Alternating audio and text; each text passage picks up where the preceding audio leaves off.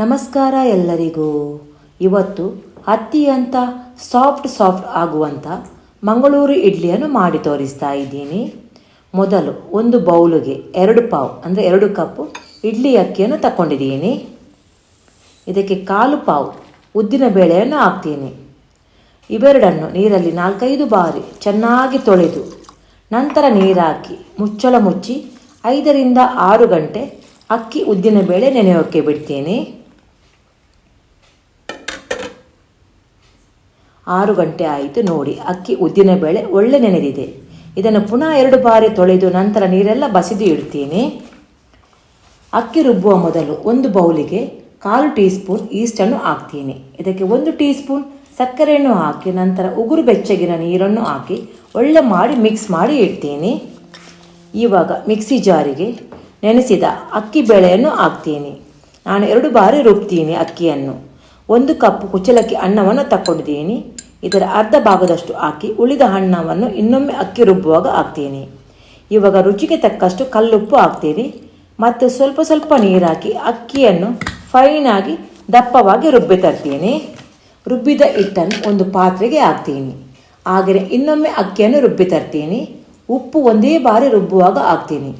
2ನೇ ಬಾರಿಯು ರುಬ್ಬಿದ ಹಿಟ್ಟನ್ನು ಹಾಕ್ತೀನಿ.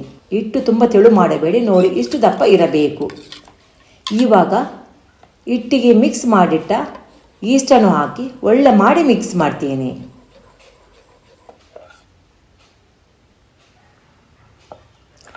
ಇವಾಗ ಇದಕ್ಕೆ ಮುಚ್ಚಳ ಮುಚ್ಚಿ ಮೇಲಿಂದ ಭಾರವಾದ ವಸ್ತುವನ್ನು ಇಟ್ಟು 8ರಿಂದ 10 ಗಂಟೆ ಇಟ್ಟು ಫರ್ಮೆಂಟೇಷನ್ ಆಗೋಕ್ಕೆ ಬಿಡ್ತೀನಿ.